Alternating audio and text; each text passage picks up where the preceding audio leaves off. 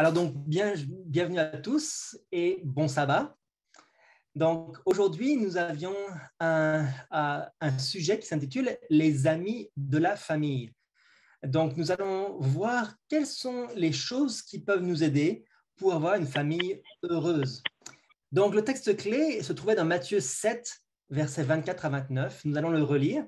Il dit « C'est pourquoi quiconque entend ces paroles que je dis et les met en pratique sera semblable à un homme prudent qui a bâti sa maison sur le roc. La pluie est tombée, les torrents sont venus, les vents ont soufflé, se sont jetés contre cette maison. Elle n'est point tombée parce qu'elle était fondée sur le roc. Mais quiconque entend ces paroles que je dis et ne les met pas en pratique sera semblable à un homme insensé qui a bâti sa maison sur le sable. La pluie est tombée, les torrents sont venus, les vents ont soufflé et ont battu cette maison. Elle est tombée et sa ruine a été grande. Après que Jésus eut achevé ses discours, la foule fut frappée de sa doctrine, car il enseignait comme ayant autorité et non pas comme leurs scribes. Donc, aujourd'hui, on va parler de comment avoir une famille équilibrée. Et les parents doivent faire appel à la sagesse d'en haut et à la fermeté pour remplir leur rôle fidèlement et dans le bon état d'esprit. Ils ont la responsabilité de former leurs enfants afin que ceux-ci sachent se rendre utiles en développant les talents dont Dieu les a revêtus. Donc, comment avoir une famille équilibrée, comment avoir des parents qui remplissent bien leur rôle, des enfants qui soient accomplis et qui peuvent faire des choses pour Dieu aussi. Donc, c'est l'étude que nous allons avoir aujourd'hui. En 3 parties, les paroles de Jésus sont des amis pour la famille, la fraternité au sein de l'Église et la conclusion. Alors d'abord, j'aimerais parler des inondations qu'il y a eu au Texas. Donc, les inondations au Texas qui ont eu lieu en juin de cette année. Donc, vous voyez une photo qui est ici avec la hauteur de l'eau, comme vous le voyez par rapport au panneau d'indication. Il y a eu des très graves inondations à cause de la tempête tropicale Allison. Et beaucoup de maisons qui étaient en bas dans la vallée ont été inondées. Mais c'était à la une des journaux. Il y avait 2 maisons qui étaient situées à Arlington, au Texas, qui avaient été construites sur la falaise. Donc, une falaise en hauteur et elle surplombait la rivière Trinity. Et donc, ces 2 maisons-là qui étaient en haut sur la falaise, alors que toute la vallée était inondée, elles se pensaient en sécurité. Mais elles ont glissé soudainement dans la vallée, entraînées par la chute du bord de la falaise. Il y avait eu de fortes précipitations au cours des jours précédents et les terres basses étaient inondées. Il est probable que les gens qui vivaient sur la falaise se sentaient hors de danger. Mais c'était sans compter avec l'érosion silencieuse qui minait le terrain tout autour d'eux. Et donc, il n'est pas difficile d'imaginer ce qu'ils ont dû ressentir lorsqu'ils ont vu l'objet de leur rêve, tout leur bien, tout leur travail investi dans ces constructions-là, glisser dans la rivière. Ils ont été forcés de tout quitter dans la terreur, en voyant leur jardin, puis la moitié de la maison, puis la maison tout entière s'écrouler dans les flots boueux. Donc, ils n'ont pas eu le temps de prendre leurs affaires. La maison a commencé à glisser. Ils sont sortis en vitesse de leur maison. Le jardin a commencé à glisser, puis la maison a commencé à pencher et enfin, elle s'est écroulée.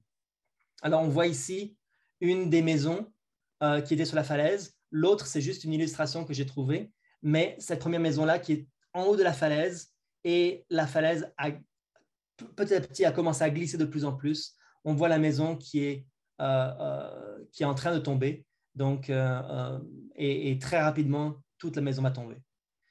Donc, c'est terrible de voir ces événements-là. C'est terrible de voir une maison qu'on pensait être solidement fixée, même sur un rocher, sur une falaise, qui finalement est tombée.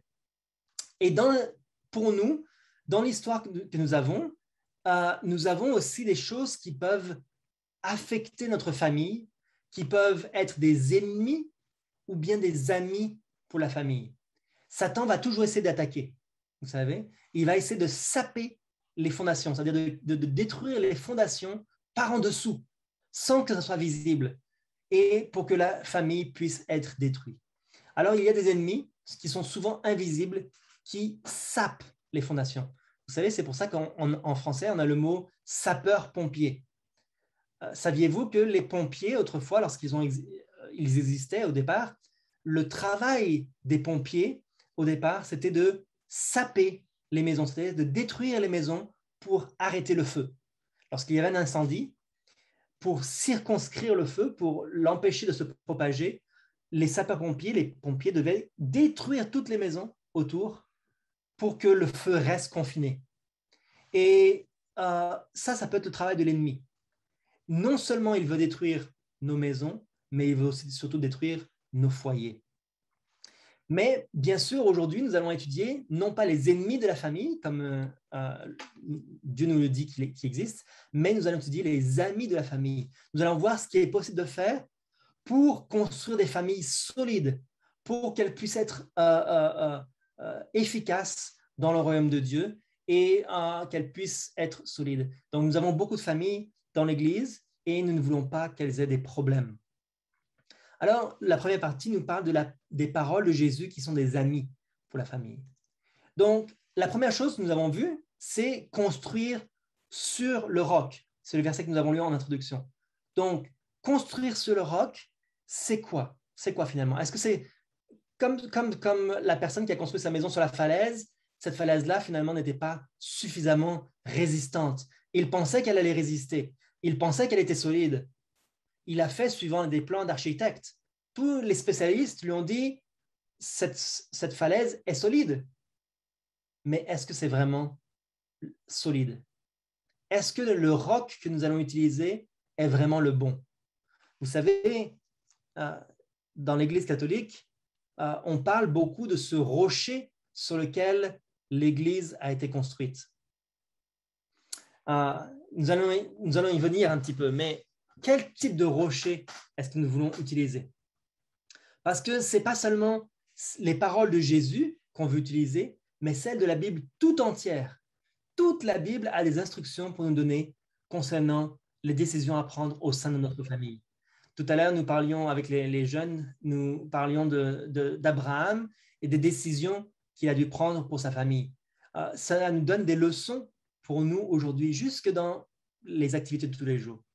Parce que dans certaines familles, on décide de ce que l'on peut permettre aux enfants en demandant aux voisins ou aux amis comment ils font avec le leur. Bien des familles décident des priorités dans leurs dépenses en regardant ce que leurs voisins achètent. Donc, si le voisin a une nouvelle voiture dans la cour, eh bien, on va décider, nous aussi, il nous faut une nouvelle voiture. Si les voisins font des activités ou les amis, nous aussi, on veut faire la même chose. Et souvent, les gens regardent sur Facebook ce qui se passe. Ils sont envieux de leurs voisins, de leurs amis, et ils décident de prendre des décisions par rapport à ce que les autres font eux aussi. Et ça, ce n'est pas une bonne fondation. Dans 1 Pierre, chapitre 2, versets 4 à 9, il est dit « Approchez-vous de lui, pierre vivante, rejetée par les hommes, mais choisie et précieuse devant Dieu.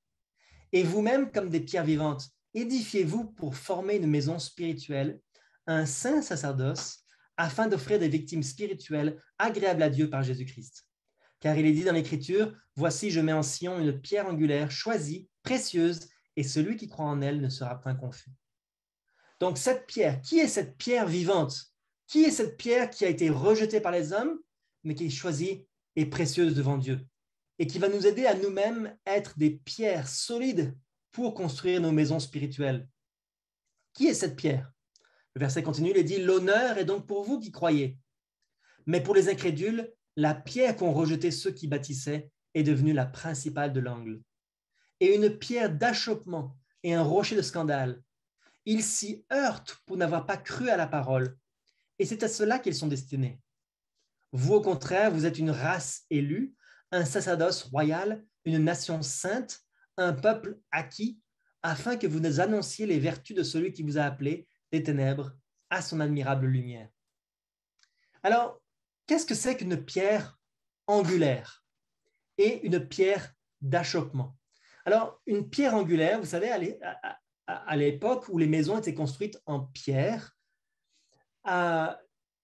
le point le plus sensible des maisons c'est l'angle d'une maison. Pourquoi est-ce que c'est sensible? Eh bien, parce que les maisons étaient serrées, assez étroites. Je n'ai pas d'image d'illustration pour vous illustrer ça, mais vous pouvez trouver ça facilement sur Internet. Les rues des vieilles villes sont étroites. Et lorsque deux chariots veulent se croiser, surtout s'ils vont un peu trop vite, les chariots, pour éviter d'avoir un accident, se mettaient sur les bords et souvent heurtaient les maisons. Ils frappaient les maisons et la maison qui était construite en pierre et en ciment n'était pas aussi solide qu'aujourd'hui. Les maisons d'aujourd'hui, elles ont des barres de métal pour renforcer la maison. Mais à cette époque-là, ce n'était pas le cas. Et donc, si on heurtait le coin de la maison à la hauteur d'un chariot, eh bien, tout l'angle de la maison pouvait se casser et faire s'écrouler la maison entière. Et donc, on mettait une pierre angulaire, c'est-à-dire une pierre beaucoup plus grosse que les autres, à l'angle d'une maison, afin que si la pierre est heurtée, elle ne bouge pas. Elle était tellement lourde, tellement grosse, qu'elle ne bougeait pas.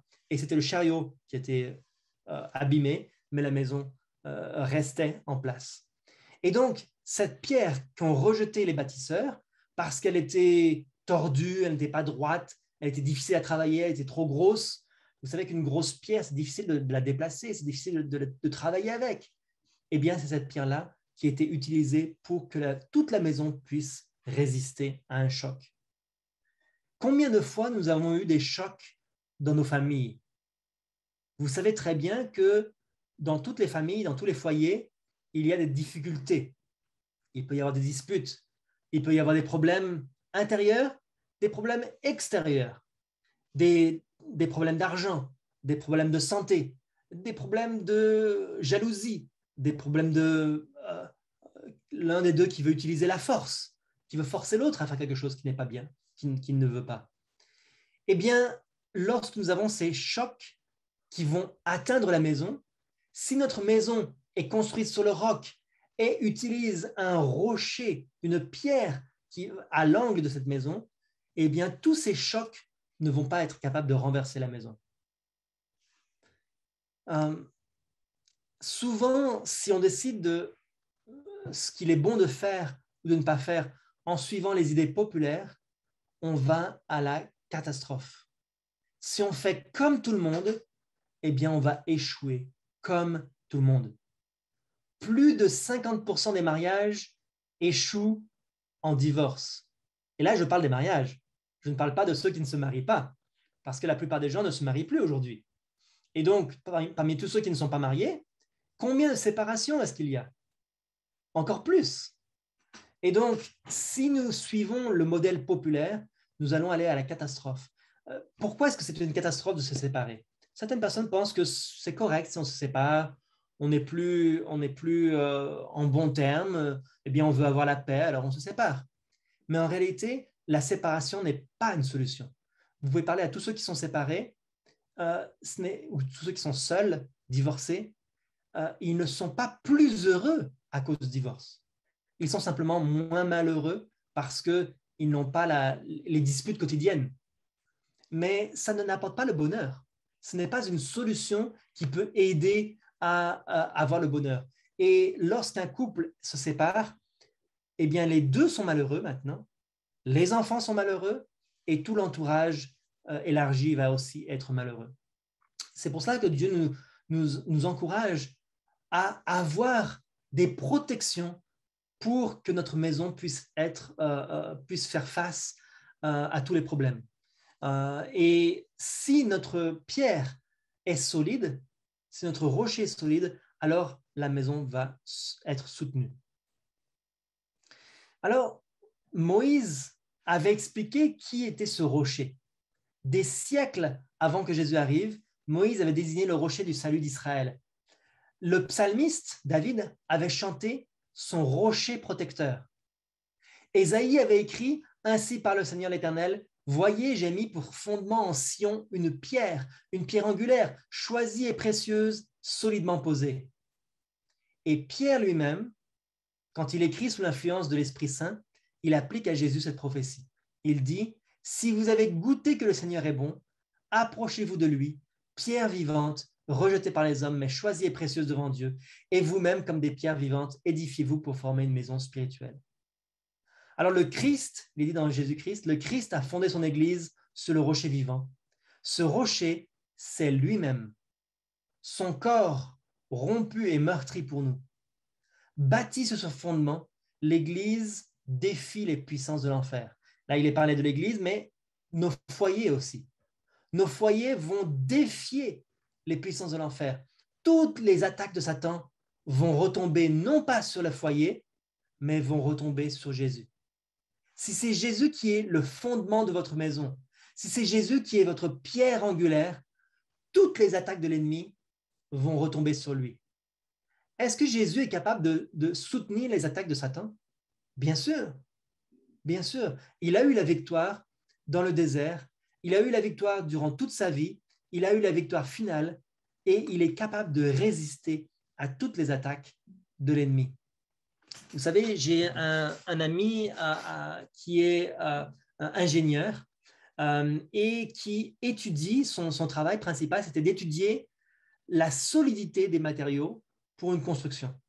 Donc, surtout les nouvelles constructions, les bâtiments industriels, les ponts, les hôpitaux. Donc, toutes ces choses-là, il étudiait la résistance des matériaux pour savoir quelle épaisseur de métal est-ce qu'il faut pour construire ce pont, quel type de matériaux on va utiliser pour telle ou telle construction. Et il étudiait ça avec détail. Toute sa vie, c'était l'objet de son étude, la résistance des matériaux. Et une fois que le matériau a été déterminé, on met une marge d'erreur, d'accord? Une marge d'erreur pour, au cas où, si jamais, on doit calculer tous les éléments. Sur un pont, on doit calculer non seulement le pont, le poids du pont, mais le poids des véhicules, le poids de la neige qui va tomber sur le pont et qui va alourdir la structure du pont. Toutes sortes de choses. On va prendre soin d'étudier la température du pont parce que en fonction de la température, la résistance va être diminuée. Donc, toutes ces choses-là, il va l'étudier en profondeur pour s'assurer que le pont ne va pas casser après l'avoir construit. Et pour nous, l'objet de notre étude va être de s'assurer que notre Seigneur, notre Sauveur, Jésus-Christ, va être suffisamment résistant pour lutter lorsque l'on a des difficultés, pour porter tous les fardeaux à notre place. Nous allons nous assurer que Jésus soit le matériau le plus approprié pour construire notre maison, notre foyer.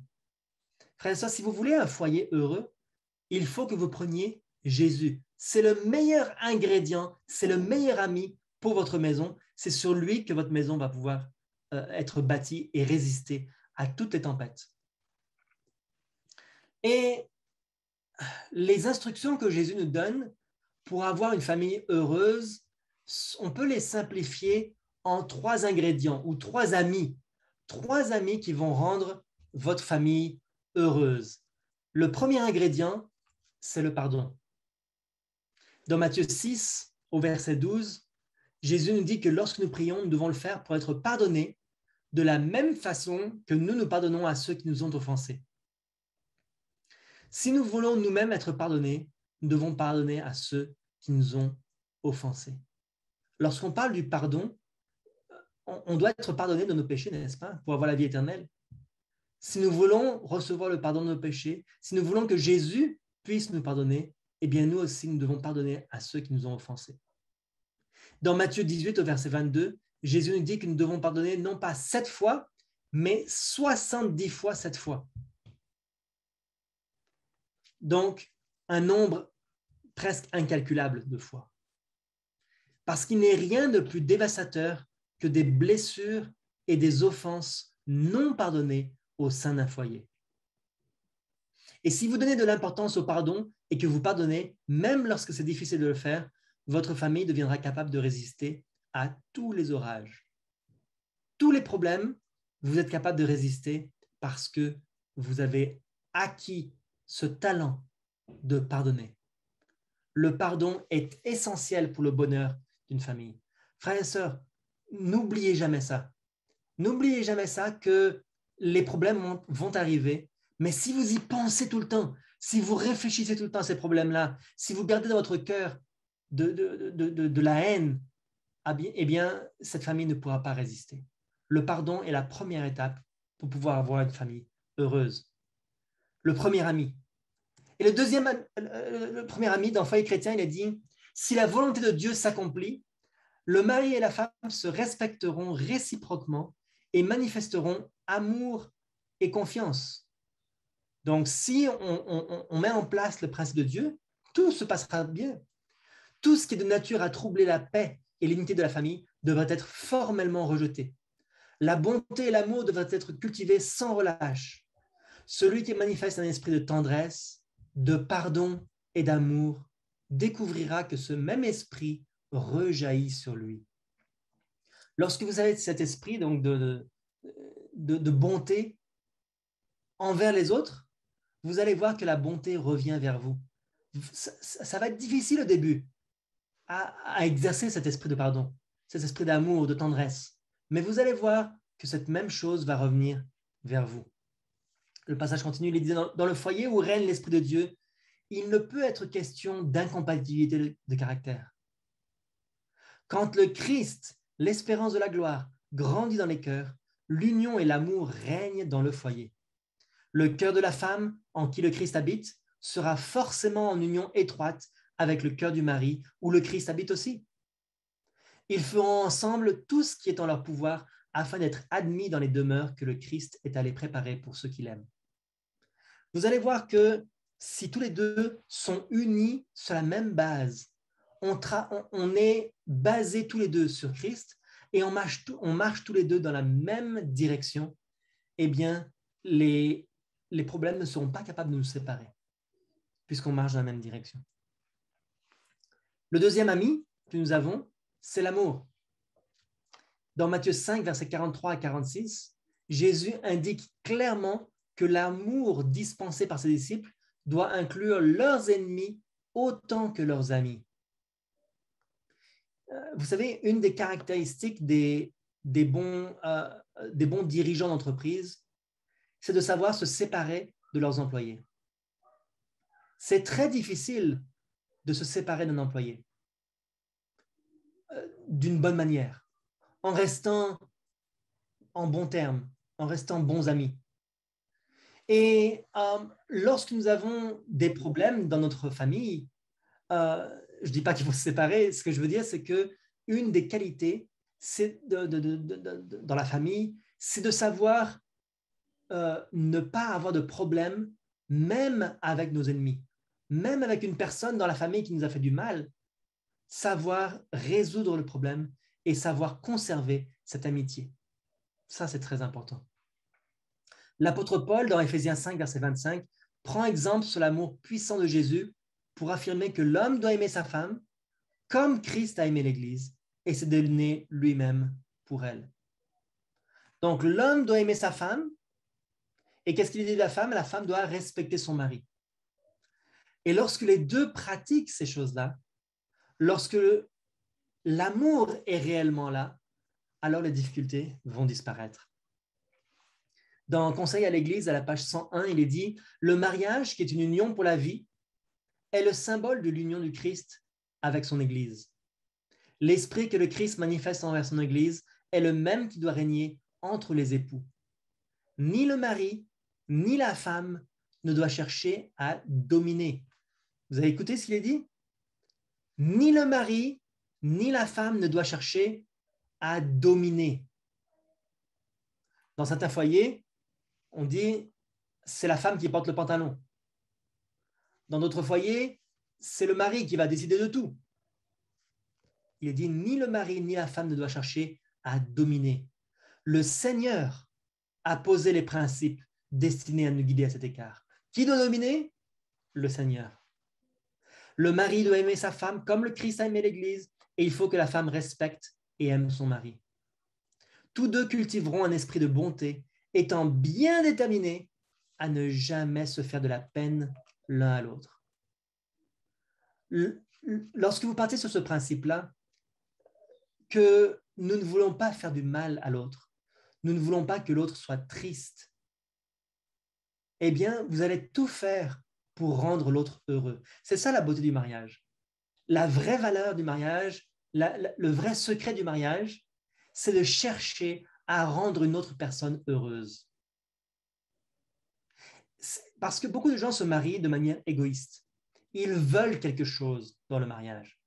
Ils veulent ne pas être seuls. Ils veulent être heureux. Ils veulent profiter d'une personne qui est beau, qui est belle. Ils veulent quelque chose pour eux-mêmes. Et le secret du mariage, c'est de chercher à rendre l'autre heureux. C'est une vie d'abnégation, une vie de renoncement. Lorsqu'on veut que l'autre soit heureux, on veut faire plaisir à l'autre personne, bien devinez quoi? L'autre personne étant comblée, elle va se sentir comblée, elle va se sentir heureuse. Et à son tour, elle va vouloir vous rendre heureux. C'est ça le secret du mariage. C'est l'amour. C'est au fond le fondement des principes de Dieu. Pourquoi est-ce que Dieu a créé l'être humain? Il n'en avait pas besoin. Pourquoi est-ce qu'il a créé l'être humain? Parce qu'il voulait que d'autres personnes deviennent heureuses. Il voulait rendre d'autres êtres heureux comme lui est heureux. Et lorsque ces autres êtres sont heureux et lui rendent service, lorsqu'on est attiré par l'amour de Dieu, qu'est-ce qu'on fait naturellement? On sert Dieu. On veut lui aussi le rendre heureux. On ne veut pas lui faire de la peine. On ne veut pas le heurter par le péché. Et on veut que Dieu soit heureux. C'est ça l'idéal du mariage. Le dernier point qui peut souvent briser beaucoup de foyers, c'est la fidélité. Dans Matthieu 5, versets 27 à 30, Jésus appelle le foyer chrétien à vivre la fidélité les uns envers les autres, avec un amour qui se concentre sur le bien-être de l'autre. Alors donc, la fidélité, c'est penser à l'autre en premier. Et bien sûr, l'amour physique entre le père et la mère est absolument essentiel pour l'équilibre du foyer.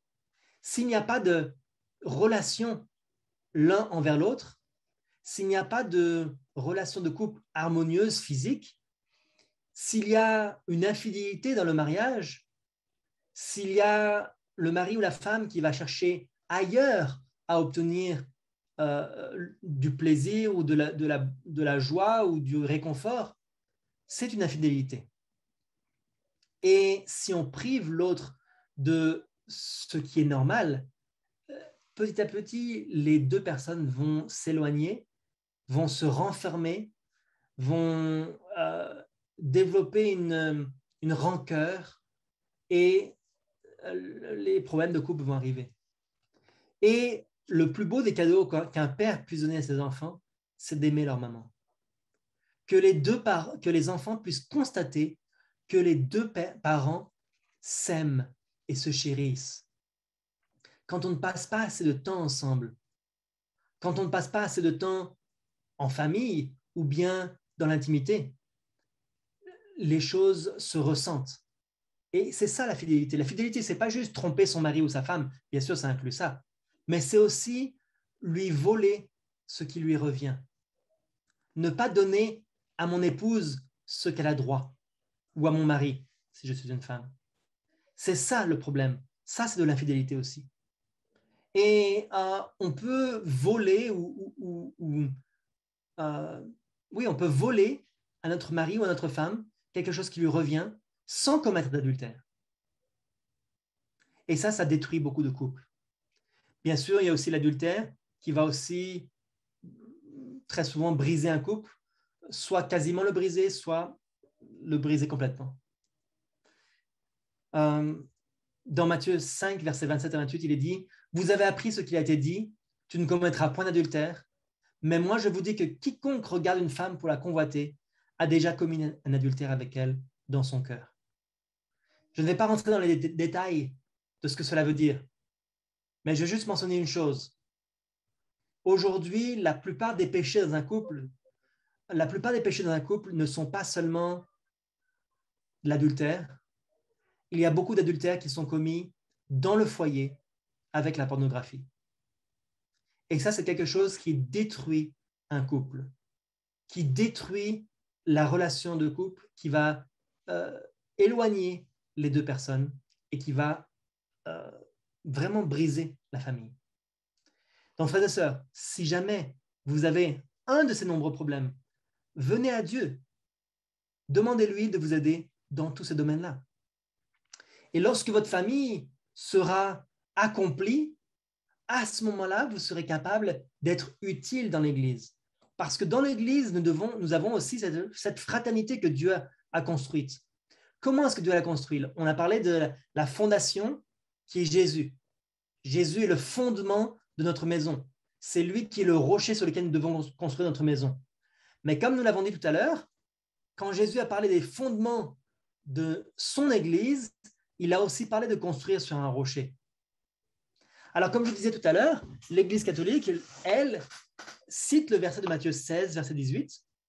Je vais le lire. Il est dit « Et moi, je te dis que tu es Pierre, et que sur cette pierre, je bâtirai mon Église, et que les portes du séjour des morts ne prévaudront point contre elle. » Vous le savez, l'Église catholique utilise cet argument en disant « Pierre, l'apôtre Pierre, est le fondement de l'Église. C'est lui sur lequel l'Église est bâtie. » Mes frères et sœurs, mon ami ingénieur, si je demande à mon ami ingénieur, est-ce que toute l'Église peut reposer sur un homme? Vous le voyez aujourd'hui, est-ce que toute l'Église peut reposer sur le président de la conférence générale? À votre avis, pourquoi est-ce que le président de la conférence générale est réélu régulièrement? Pourquoi est-ce qu'il change régulièrement? Parce que ce n'est pas possible de porter le poids entier des péchés du monde. Ce n'est pas possible de porter le poids entier de l'Église pour un être humain. Jésus est le seul à avoir porté les péchés du monde. Jésus est le seul à pouvoir résister à toutes les attaques intérieures et extérieures de l'Église. Vous savez, en tant que dirigeant d'Église, j'écoutais hier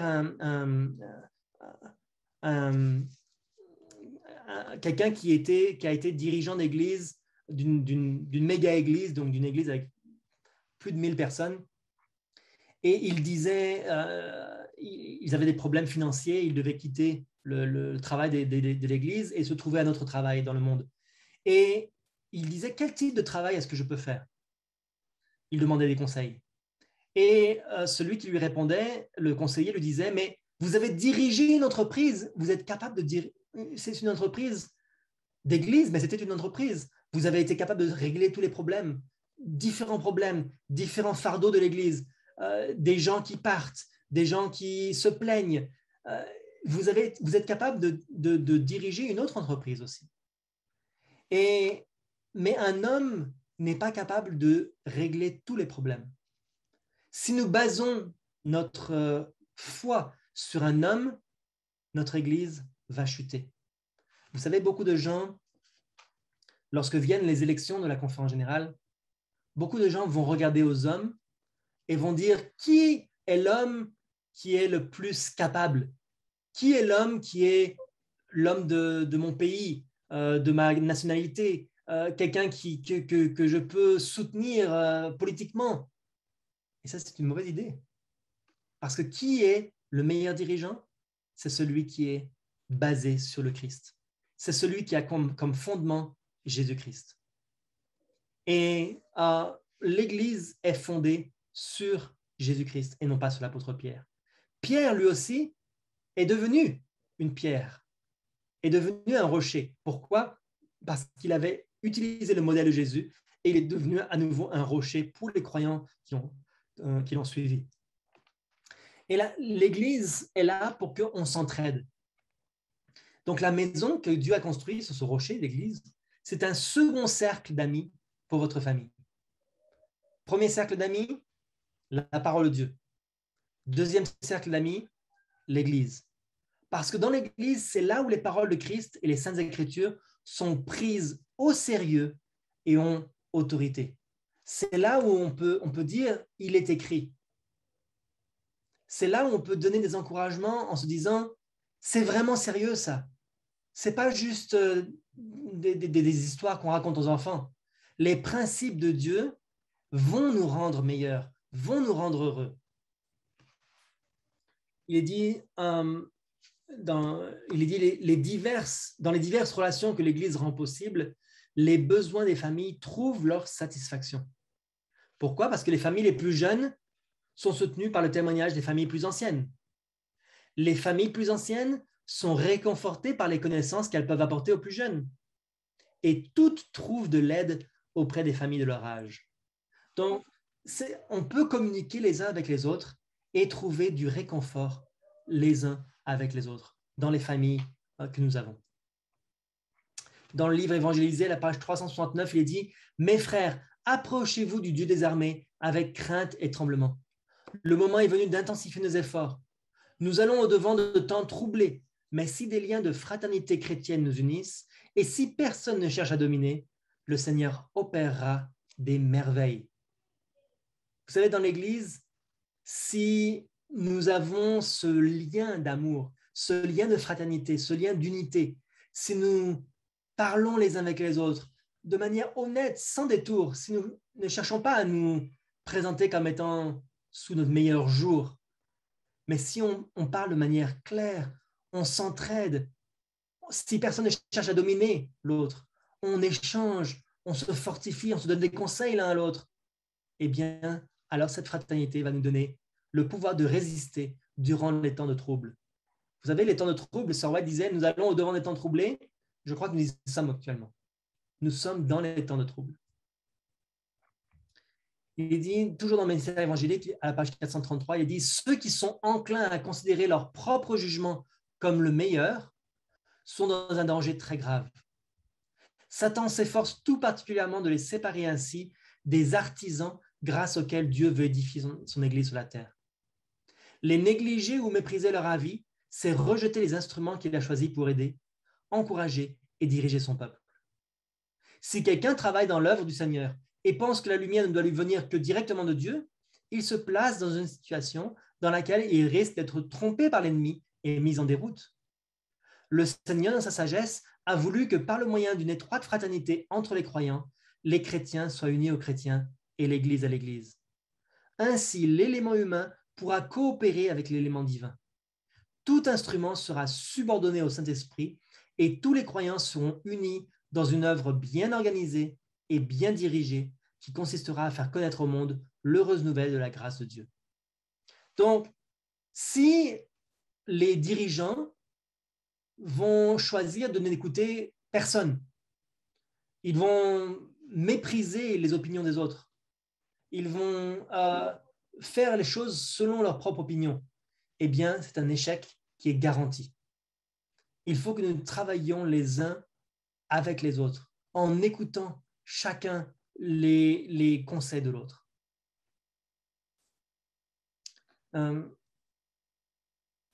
vais sauter un petit peu pour aller à ce texte-là, et nous allons bientôt arriver à la conclusion.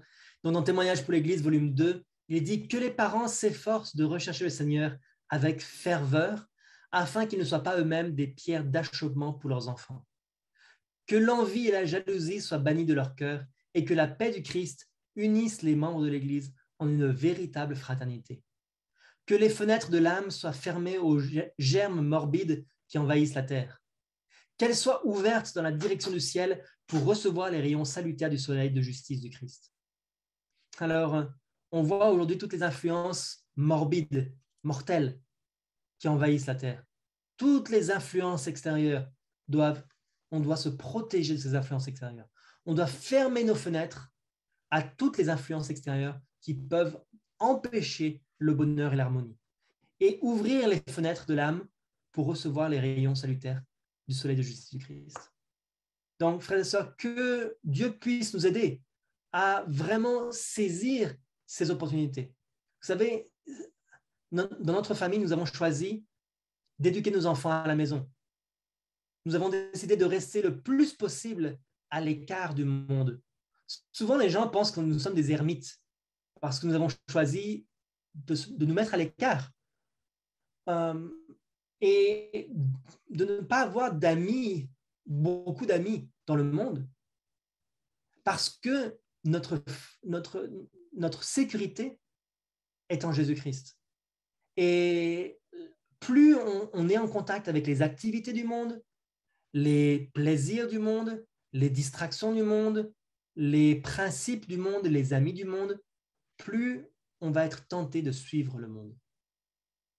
Donc, nous devons essayer autant que possible de nous préserver, de nous mettre en sécurité dans toutes les attaques que le monde fait. Alors, nous sommes arrivés à la conclusion. Nous sommes arrivés à la conclusion. Et donc, je voudrais juste vous encourager à pouvoir construire une famille équilibrée. Une famille équilibrée, ce n'est pas par hasard. Ça n'arrive pas comme ça par chance. Si vous demandez à tous les frères et sœurs de l'Église que vous connaissez comment est-ce qu'ils arrivent à avoir une famille qui soit équilibrée, ça demande beaucoup de travail. Ça n'arrive pas par hasard. Et si on ne construit pas une maison, elle ne peut pas se construire toute seule.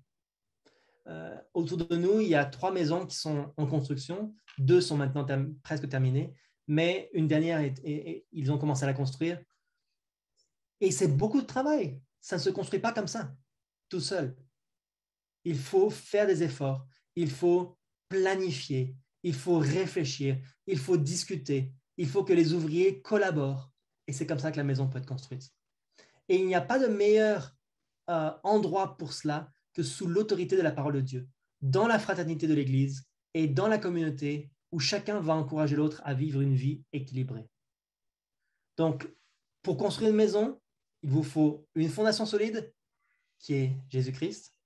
Il vous faut un plan pour la construire, un plan d'architecte, d'ingénieur qui a planifié tous les matériaux à employer et qui a instruit qui a donné les instructions pour que la maison puisse être construite selon le plan. Et ce plan-là, c'est la parole de Dieu. Et ensuite, il faut que tous les ouvriers collaborent. L'un ne peut pas dire « Oh, je vais commencer par faire ce côté de la maison et l'autre va travailler de ce côté. » Non, il faut que tous, on collabore, on travaille ensemble. Il n'y a pas un qui va donner des ordres à l'autre. Les deux savent le travail qu'ils doivent faire et ils vont le faire ensemble. Et c'est comme cela que nous allons pouvoir construire des foyers qui vont être équilibrés, qui vont être heureux et qui vont donner à tous une satisfaction dans la vie sur cette terre et dans la vie éternelle. Alors, c'est mon vœu et ma prière que vos foyers puissent être bénis et que vous puissiez trouver cette harmonie ensemble. C'est mon vœu et ma prière pour chacun d'entre nous. Amen.